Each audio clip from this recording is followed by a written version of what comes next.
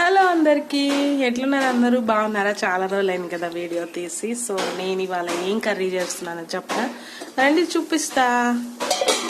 So egg and tomato curry, ఒక పక్క rice ఉడుకుతుంది అండ్ మరొక పక్క ఎగ్స్ అయితే ఇవిగోండి బాయిల్ చేసి పెట్టేశాను 6.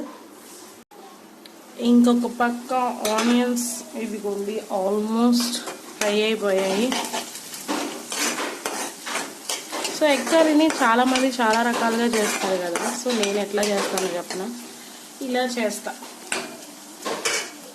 ఇది వచ్చేసి టమాటో పేస్ట్ అనమాట, మిక్సీ పెట్టేసాను. నేను టమాటో పేస్ట్ని ఎప్పుడు మిక్సీ పడతా, ఆనియన్స్ మాత్రం కట్ చేసేస్తా.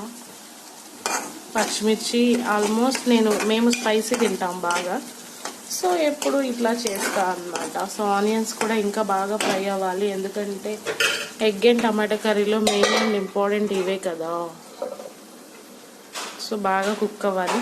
సో మీరేం చేశారో కామెంట్ చేయండి, వీడియో నచ్చితే లైక్ చేయండి, షేర్ చేయండి అండ్ సబ్స్క్రైబ్ చేసుకోవడం మాత్రం అస్సలు మర్చిపోదు. ఓకేనా గాయస్?